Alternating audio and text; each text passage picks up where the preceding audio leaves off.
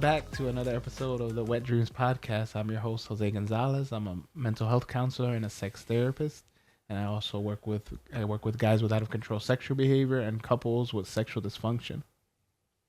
And I'm Dr. Brad Hinman. I'm a licensed professional counselor, licensed marriage and family therapist, and a certified sex therapist. I also work with couples and men with sexual issues, sexual dysfunction, sexual problems, desire discrepancy, stuff like that. Cool. Yeah, one of those sexual problems, sexual dysfunctions we work with is erectile dysfunction. And so that's what we're going to be talking about today. And I feel like, it's an interesting topic just in general, and it's something that's, been around, whatever, for as long as people have been around. That's a weird way to say it, but yeah. But I also think, I feel like we've had a conversation about this of like younger and younger guys having issues with erectile dysfunction. It's no longer like an old man's affliction, if you will, whatever, which is kind of crazy. I mean, there's a lot of factors that come with that. But have you seen that happen, like younger and younger clients? Definitely. Yeah. Definitely. I have the youngest guy that I've seen with erectile dysfunction is 17 years old. I've seen a number of guys in their 20s, like early 20s. For sure. Yeah. So it's not, the older a male gets, the more likely they are to have erectile dysfunction, but it's not just an old man's problem. Right. Yeah, it's crazy. So I think this is an apt discussion with all that we talk about, porn and all that. Yeah, for sure. So what are some like causes for erectile dysfunction in guys? What are some things that influence a guy to have issues with erectile dysfunction? Lots of it. lots of things can cause it. Some medications can cause it. Blood pressure medicine for one. Because anything like you need, I always use my hands when I'm talking about erections. Like you need the thing that causes an erection is blood flow, right? Like blood flows into the penis. There's like a sphincter at the end, the base of your penis that closes off and it traps the blood in there. So blood pressure medicine relaxes the blood vessels. And so that's one example of a medicine that can interfere with the ability to hold the blood in the penis. But there are lots of other medications that can do that. There's physical, like biological problems, scar tissue. There's like plaque that can build up, just like, plaques in your arteries and causes a heart attack. There's plaque that can build up in the blood vessels surrounding the penis or in the penis. And so by the time they come to me, if they haven't gone to the doctor, I tell them to go to the doctor to see if it's a biological issue, because talk therapy isn't going to solve a biological issue. For sure. And by biological, I'm including like medication or plaque and all those other kinds of things. And so, but a lot of times they have already gone to the doctor. They've kind of exhausted because it's, I guess, easier somehow to talk to your doctor about erectile dysfunction than it is to talk to a therapist. Right. But then a lot of times the doctors will be like, this is not something that I can solve. You need to go to a therapist. Right. And so like I said, by the time they come to me, then they've kind of worked out whether it's a biological issue or not. And so then when they come to me, then it could be stress that can cause erectile dysfunction, anxiety, depression, even. There's lots of mental health issues. Yeah. Definitely relationship stress that can cause some erectile dysfunction as well.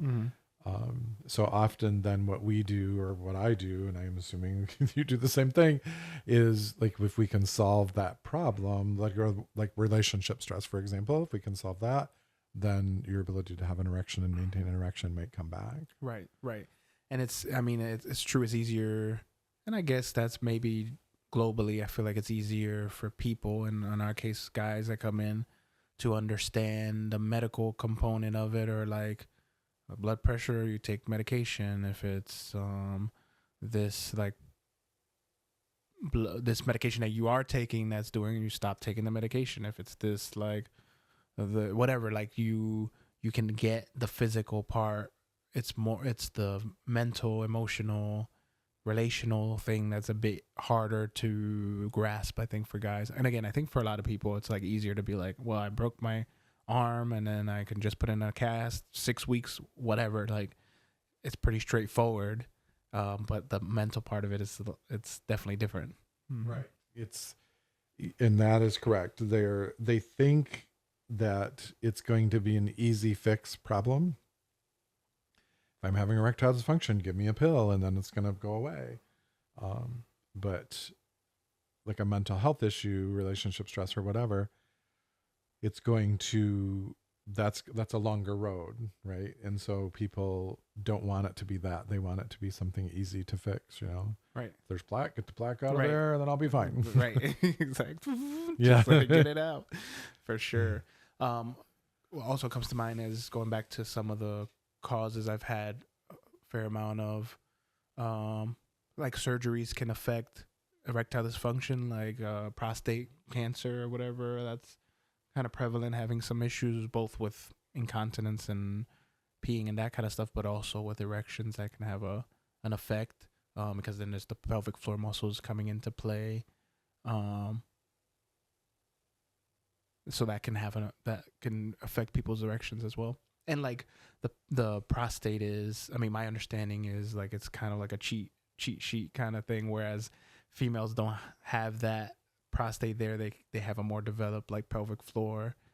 Guys kind of rely on the prostate in those functions. So then when the prostate's taken out, the pelvic floor muscles are more weak, So anyways, And I always think that's interesting. The urethra goes right through the prostate. And so if they remove the prostate, they can damage or alter the urethra and the ability to,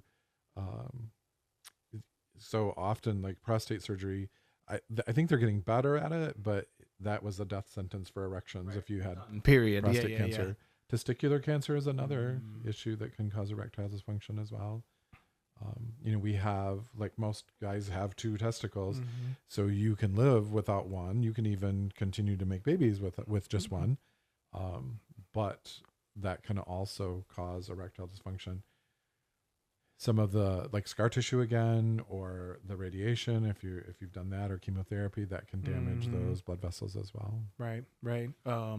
Vasectomies also, I mean, anytime you're kind of getting in there, I also think there's a emotional, mental component to that for sure. Yeah. But as far as the medical part, it could have an effect if you're in those parts, you're down there, poking around or whatever. There's always a chance that could affect you. But we can definitely talk about the mental part of that. I feel like it's more that, but yeah. And also like some things that people may not think of, we're getting kind of mixed results with weed, whether weed can affect. There's some studies that are showing that weed can cause erectile dysfunction, and then there's some studies that show it doesn't. So we're still trying to figure that out. But nicotine is another thing that's been tied with research to erectile dysfunction. Right. Yeah, and it's funny because I've had both, especially with like weed. Some clients have said like this increases my desire, like this is the primer to get my desire and erections. Is the best sex I have with it. And then others will say like it's not, it's more depressant for them, so it's interesting. Like the research reflects that, and I have heard that from clients, like mixed results. Yep. Whether that gets them going or suppresses it, whatever. Well, I always say humans don't make good book chapters, right? Like right. And what I mean by that is humans are not consistent, right? It's whenever I talk about this, I always talk about my wife and I with ibuprofen and Tylenol. Like she doesn't like Tylenol or acetaminophen. It doesn't work for her. Right. She loves ibuprofen, or Tylenol works for me, like to get rid of pain and stuff. And so like, I'm just bringing that up to show like something like weed can affect people differently. I've also had, which this is kind of unrelated to erectile dysfunction, but like some people who use weed, it increases their anxiety.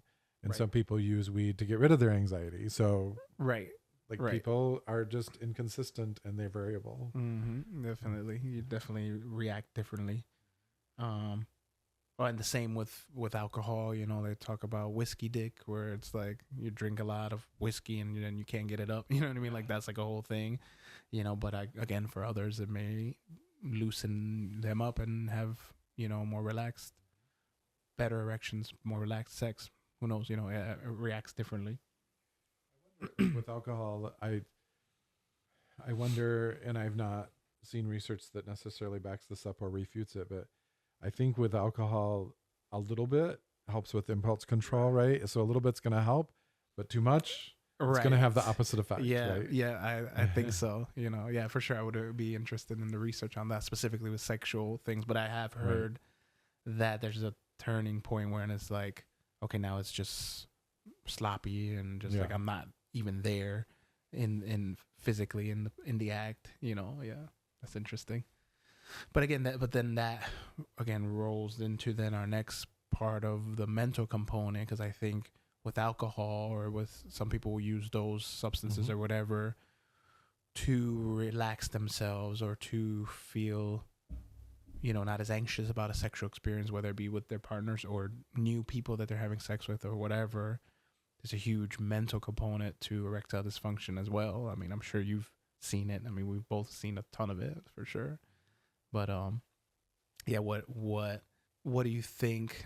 I mean, that's a hard one to answer, I guess. But what aspect of that do you think affects guys the most as far as erectile dysfunction? I mean, relationships is high up there, I would say. Yeah, what other factors? Mental factors?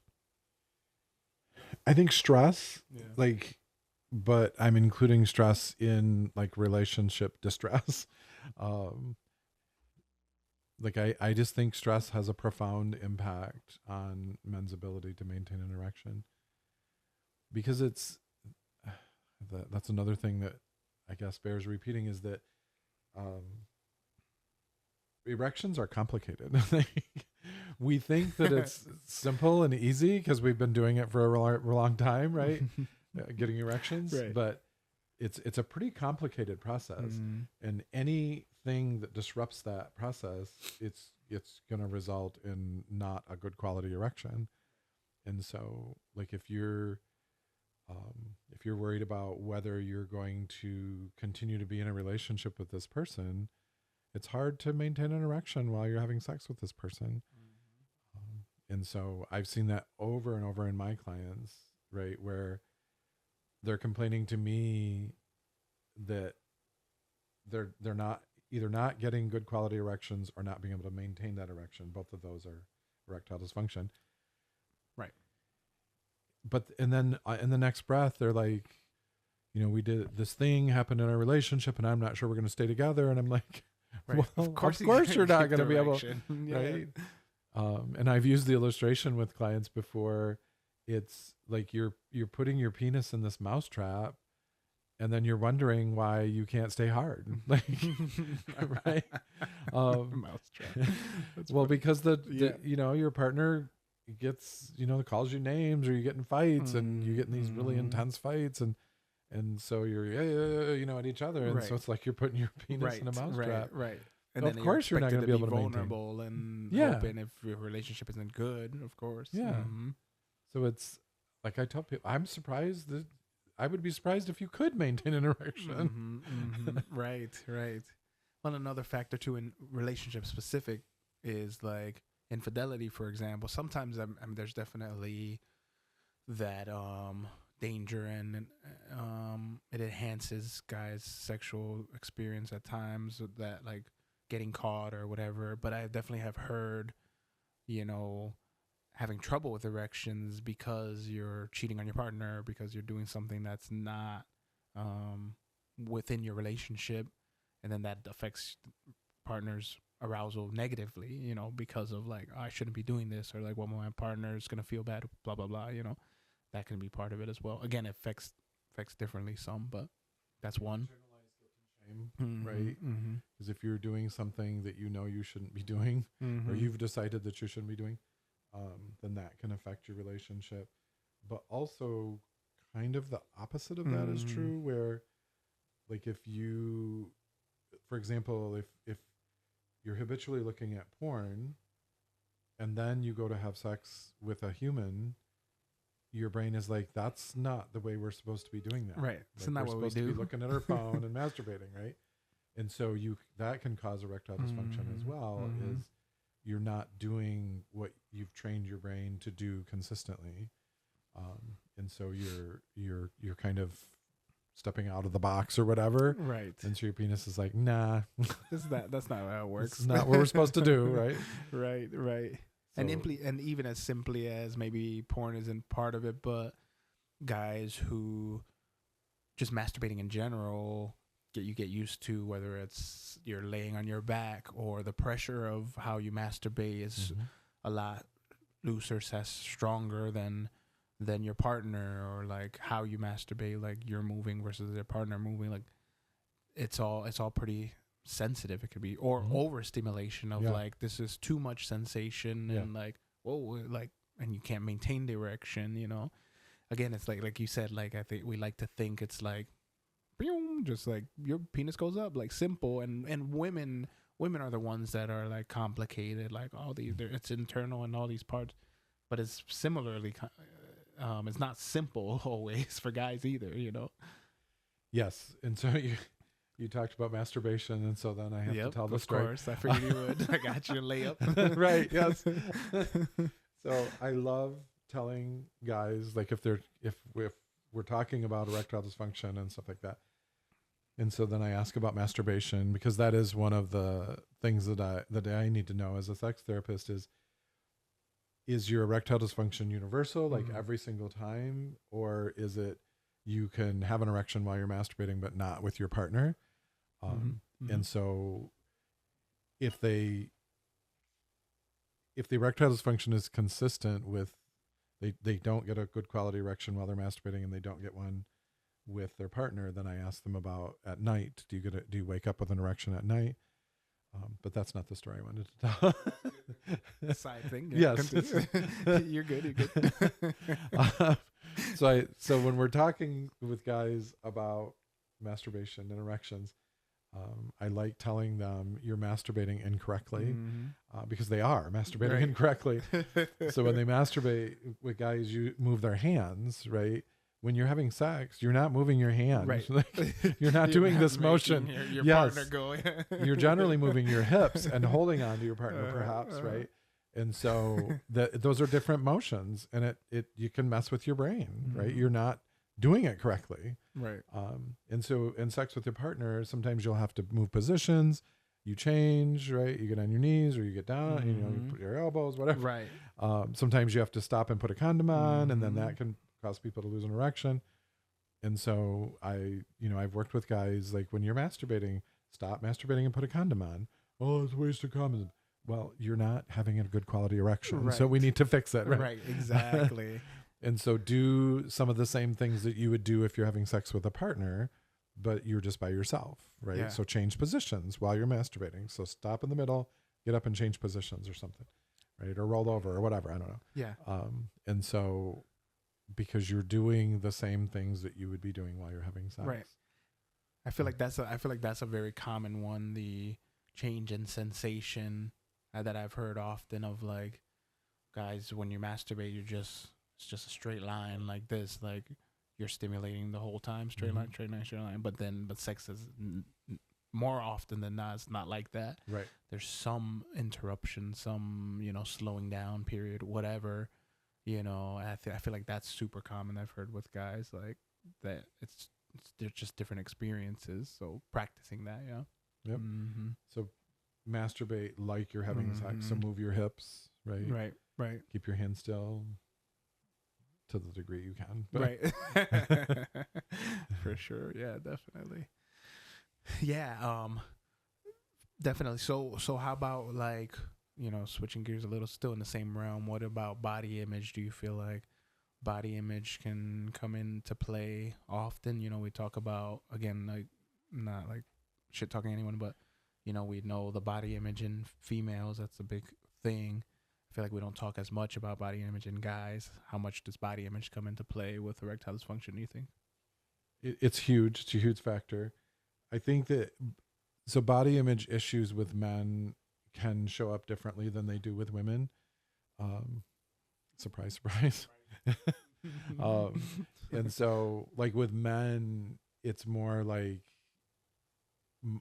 a muscle issue, right? Like, do I have big enough muscles? Can you see my muscles? Like whatever kind of thing. Is my penis big enough? Yes, right. The other muscle. It is. So that's included in it. So those are at least the body issues that I've dealt with my clients. It's more like, do I look attractive enough, i.e. muscles, to draw a partner, right, to me? And so it's not necessarily, although I've had some guys talk about whether they're fat or not, but it's more muscles, right? And, do I have defined pecs, and, can you see my biceps and stuff like that? Or they're worried that those muscles aren't well defined enough or big enough to be attractive to people. And so that, again, I'm back to erections are complicated. Everything has to work in the right order in the same amounts. And if anything disrupts that, it's going to stop you from having a good quality erection. So if you're worried about whether your body is attractive enough, that is going to be able to affect your erection. Right. Yeah. Or if you're like, and that, I don't know, that's kind of, I don't know if it's body image, but I feel like it's in the same vein as lasting long enough. That's like a big one. If you're worried that you're not gonna last long or pleasure your partner, again, that could be like your penis isn't big enough to pleasure them, which is a myth. Okay, but that's, some thoughts are there. I think that's part of it too. Of like, am I gonna last long enough, or am I, is my penis large enough and last long enough? It's all like porn and societal pressures and images that they get, but that's often there. Another one is like aging, like body image and aging as guys get older, or as they go through medical things, like, again, like we talked about prostate or just other things going on. Like, guys have talked about that, and like that similar vein of you saying like, oh, I guess this is just it for me. I've heard that on older guys. Sometimes I'm like, okay, I'm not gonna have erections anymore. I guess this is what it is, And then also I'm not gonna have sex anymore because I can't have erections, so it's done. That I feel like that's part of the body image as well. Yeah, it's all it's in the same box.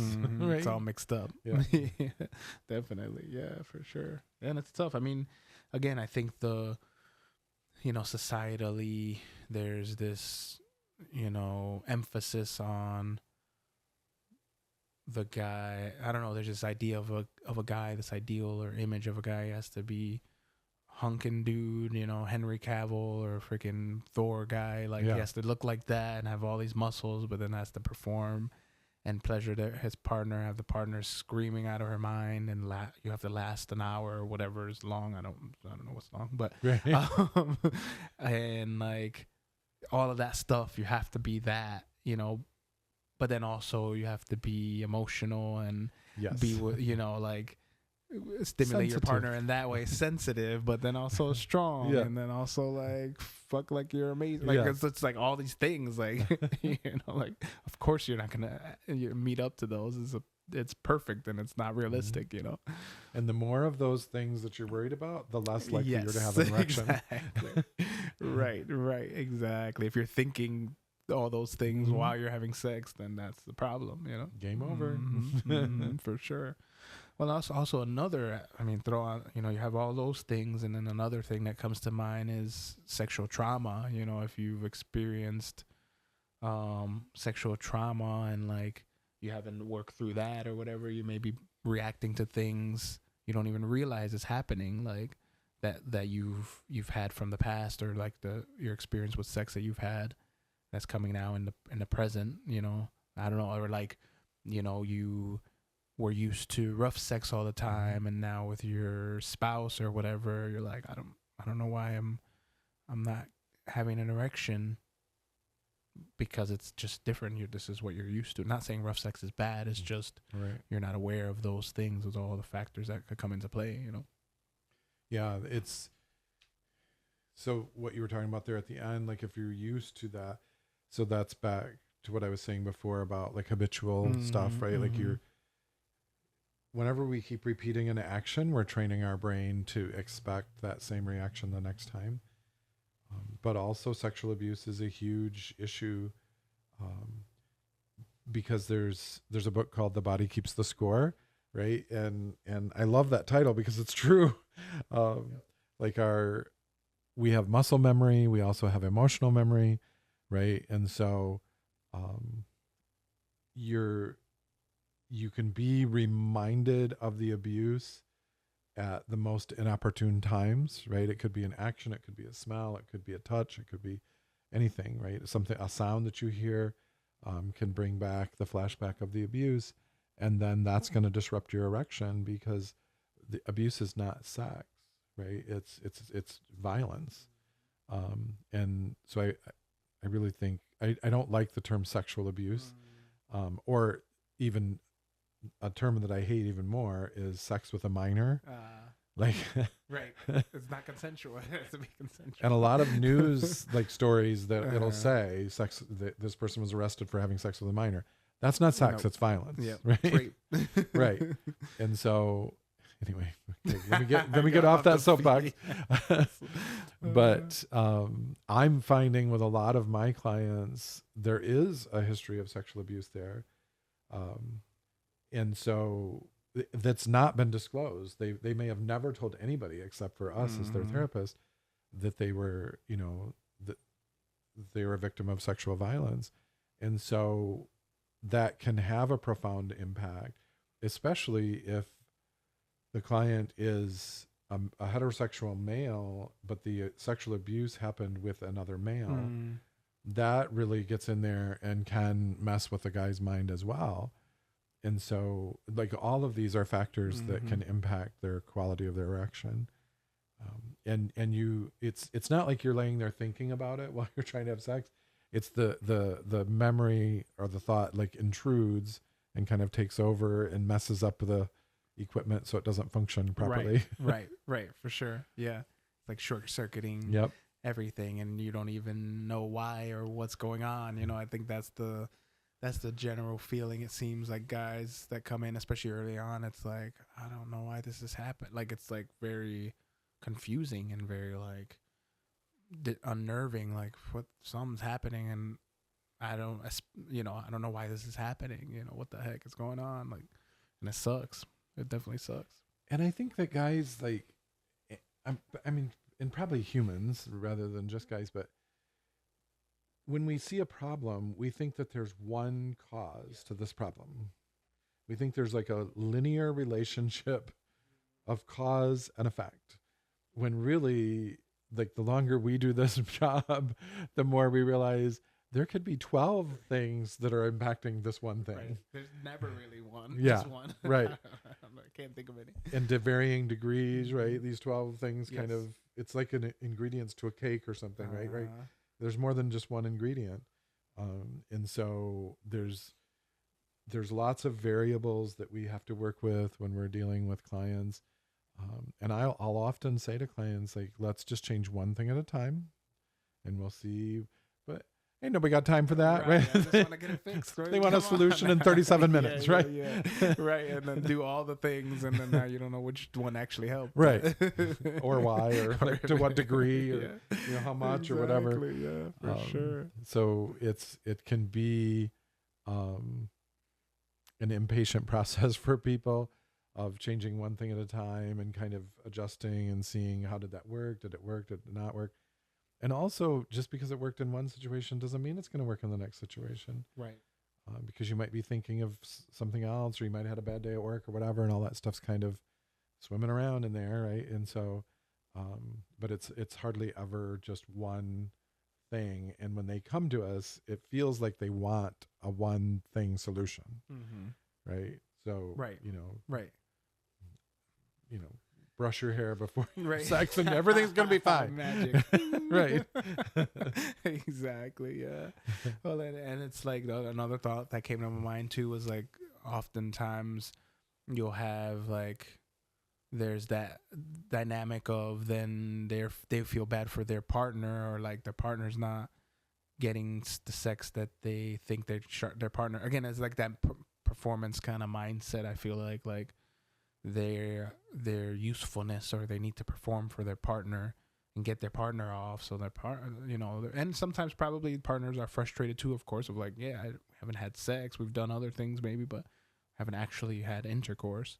Like that's gets into it too, of like, okay, well, I need to find a solution oftentimes for the spouse or whatever, for them too, but for the spouse, that's added pressure again too, again, that like, because you're making the focus of sex intercourse period, and erection and intercourse, when it's so much bigger than that. And the quicker you can get to that mindset of making it so much bigger than that, that will for sure help your erectile dysfunction. That's an interesting thing.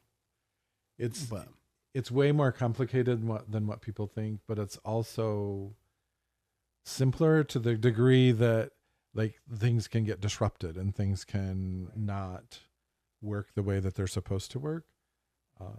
And so it's just another topic that like we need to explore with clients when they're open to talking about that. In what leads up to sex is important as well. Like guys can often want to engage in sex to feel loved and to feel valued and nurtured and affirmed and all those kinds of things, where you can get those things without having sex. You can get them with having sex as well. And sex is pleasurable, so that's great, right? But there are other ways to get your needs met other than with sexual intercourse. And especially if your erection isn't to the quality that you need to penetrate, then take, like, I guess, roll with that, right? And say, okay, I can do other things that are pleasurable, and then maybe the erection will come back, right? Yeah. And so, unfortunately, with guys, though, when they feel the erection start to be affected, everything stops. Yep. And it's time to go watch TV or something, right? Mm-hmm. Like and that is counterproductive. Like your erection's not going to come back if you stop. Right. Right. Because why would it, right? If you stop all sexual activity because your erection isn't of good quality, then your erectile dysfunction and you're training your brain, I'm going to stop all things sexual if I don't have, a 8 quality erection on a scale of 10, Right, exactly. Well, and I always love the stat.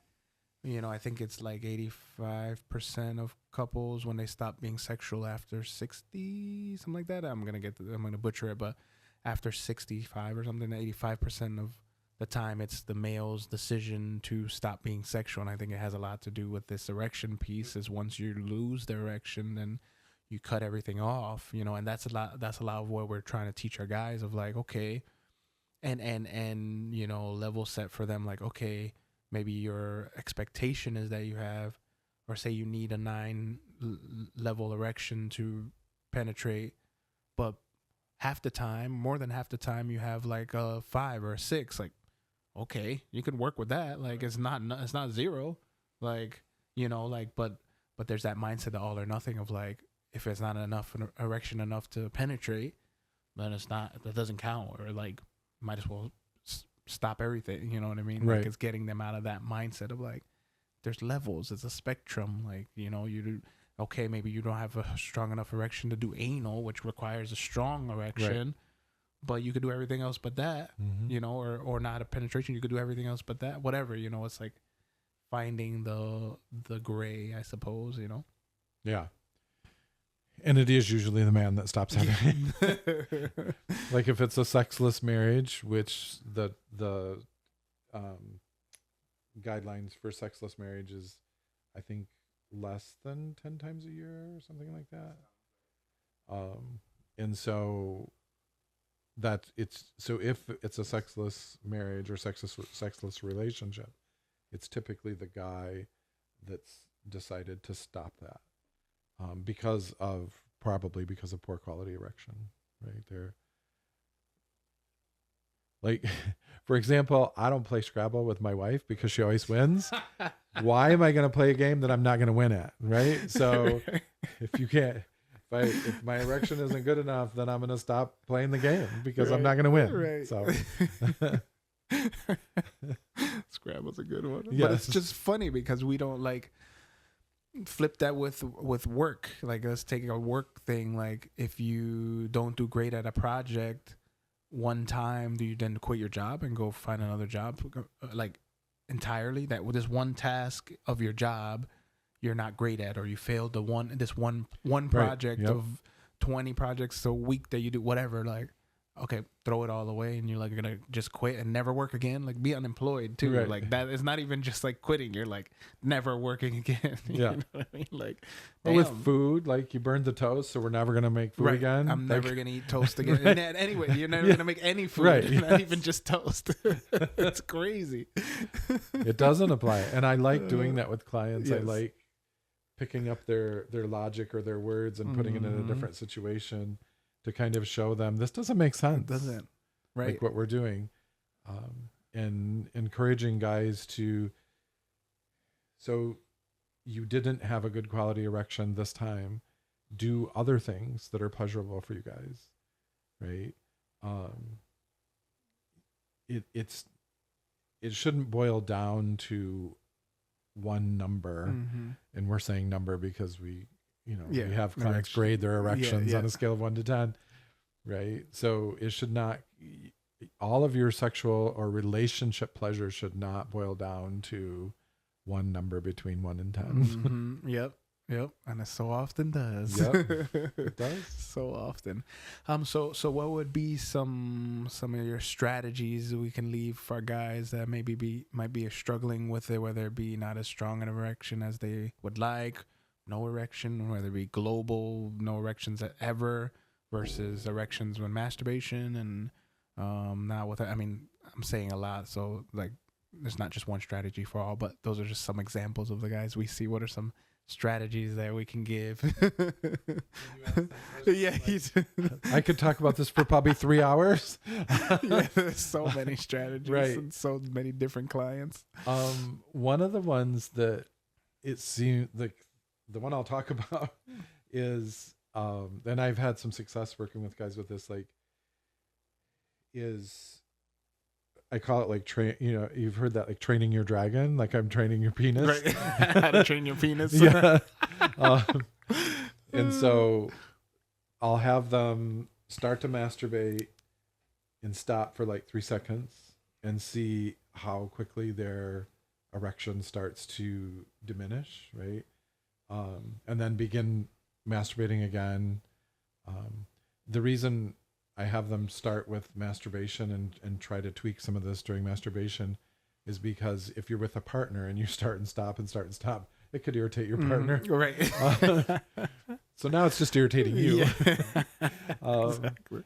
So have them start masturbating, get to, because any kind of sexual activity which typically ends in ejaculation, there's going to be kind of a bell curve kind of a thing. And so when you're kind of reaching this plateau stage where you're going to ejaculate soon, stopping somewhere in that, the climbing the hill, stop there. I typically ask people to start with 3 seconds, so stop for 3 seconds. If you can stay stopped for 3 seconds without losing any quality of your erection, then maybe go to 5 seconds or 7 seconds, right? And so try to increase that. Because again, sometimes when we're having penetrative sex with a partner, there needs to be a pause there, right? So maybe your partner's they need to shift positions or something because something's hurting or whatever. And we don't want the erection to completely disappear every time there's a disruption to the friction, right? Right. Another thing that I have clients do is, like, if this is their penis, then just kind of gently press on the head of their penis while they're masturbating. So you're not getting a deft grip on it or using pliers or something. You're just kind of putting a little bit of pressure on the tip of the penis. And again, seeing, does that make me immediately lose my erection? did it go down? Did it go from a 9 to a 3 or something like that? And so, because again, during penetrative sex, sometimes pressure happens, right? And so we need to be able to basically, you're just training your brain. I say training your penis because that makes more sense to people, but you're really training your brain not to lose your erection every time I have to shift positions or put a condom on or something, right?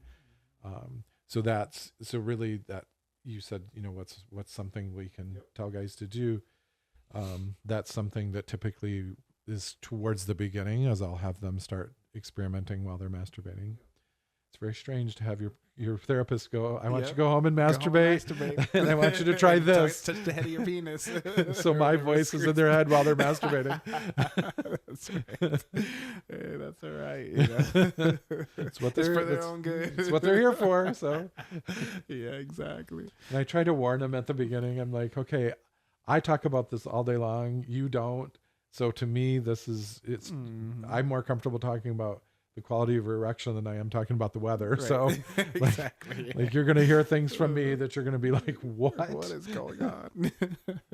Yeah. That's a good one. I like that. And I think the thing that is kind of almost a cop-out strategy, but I truly think like having a referral to like a pelvic floor therapist can be a big, obviously guys often will get the medical stuff and like check out stuff, but I feel like they don't always go to a pelvic floor therapist when they're doing that kind of medical things. I think I would highly encourage people to integrate that into the medical piece of it, because they can work on the pelvic floor muscles, which are crucial in maintaining an erection and having that. So it's like I would encourage guys to integrate that. So that's kind of like one strategy. But then also, another thing I'll work on with guys is like mindfulness piece of it, like being aware of what their body is doing. Sometimes like maybe I've had guys where their heart rate gets too high, and then that affects the whole blood flow issue.